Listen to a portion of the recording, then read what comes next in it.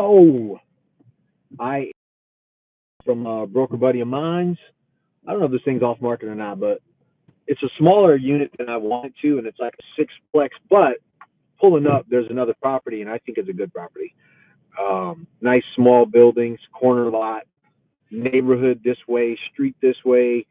Um, main roads that way. So I think it's a good location. The location for this one is okay for this type of property. Um, there's a couple of things. So I like it.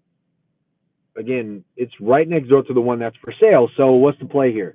Like there's one, two, three upstairs, four upstairs. So it looks like a sevenplex. Might be an eight. Maybe there's an inside unit that I can't see.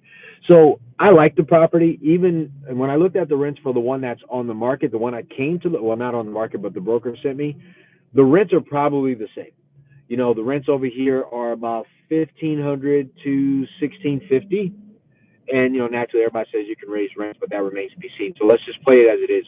So in that deal, let's say there's 7 units on that one corner lot property. We know what we're looking at. I'm not gonna bust out I don't have my calculator with me. I just really came to look at the property because I told him I'd look at it today. So I guess the key to this specific deal is got to run the numbers. They got an asking price or a suggested offer price. So I don't think it's on the market. Usually suggested offer price with an underground deal sounds about right. But again, the reason why we came to look at this thing is because there's other sites. So prime example, let's say this one across the street. This is a nice property. I'd rather get this one than the other ones, right? So there's a sign there. I can definitely write the sign down, find out what's up with this property, whether it's a commercial building or whether it's an apartment building. It looks like an apartment complex. It's just closed off. It's gated, and I'm not sure. It's just people's care. We'll see. All right, but anyways, you get the point. The point of this thing is less about looking at this smaller property that the broker sent me and also driving down there and taking a look at the surrounding properties, writing down the addresses so we can chase these things down. Because again, we're talking about deal hunting right now. The biggest thing is when a broker sends you a deal, if you can go out and take a look at it, go out that specific day and or during the week and get back to them ASAP. Don't be one of those dudes that they send you stuff and you don't go look at it. That is probably the most important thing you can ever get from deal hunting. Someone sends you a deal, go look at it. Whether it sucks, whether it doesn't, you can still say you don't like it. But at least say, hey, dude, I went by to take a look at it. It's probably not what I'm interested in. It's not what I'm looking to get right now. But thank you for sending me that. Here's what I thought. And you let them know so they can begin to whittle down what you are looking for and what they're seeing so you guys can actually do something together. You can run the numbers. You can say, hey, here's how I ran the numbers on that. Even with your suggested offer, I mean, I'll tell you up front, that deal that he sent me over, even with a suggested asking price of 1.25 on 6 doors, that's about 208,000 a door. It's not what I'm looking for. And like I said, what else could it be? There's a property on the corner that looks better. There's another property, 2 addresses down, that looks better than that one. I can't bring the 6 unit building up to the standard of everything else around it ever. So in my head, I'm like, do we want to spend a little bit more money and have something more comparable to the market? If I was going to be a competing property, how would I compete? I can't.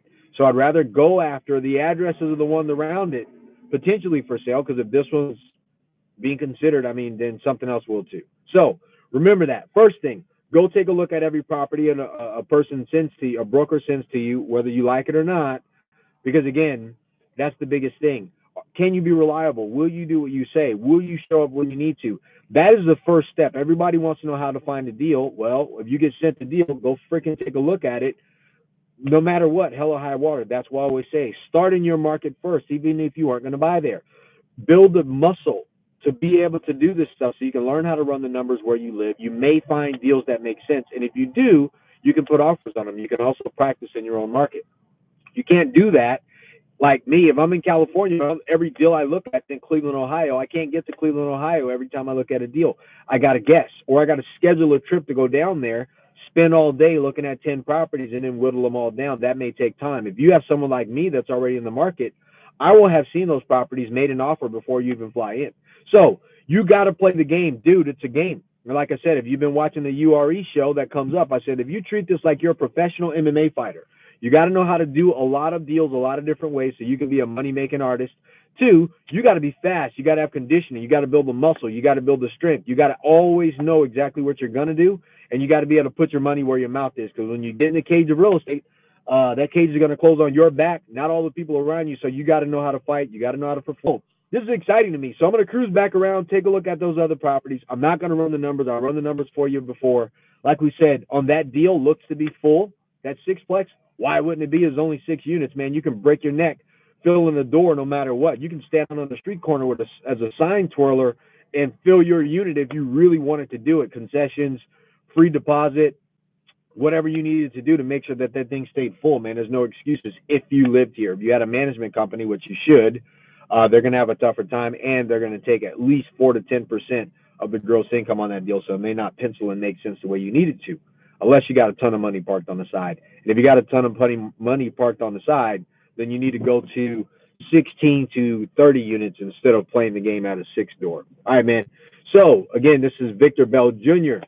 saying, get out there and hustle, get out there in the game, get in the ring of the real estate investor world so you can become the ultimate real estate investor and you can make this thing happen, man. Let's keep playing the game to your wins. Any way I can help, hit me up.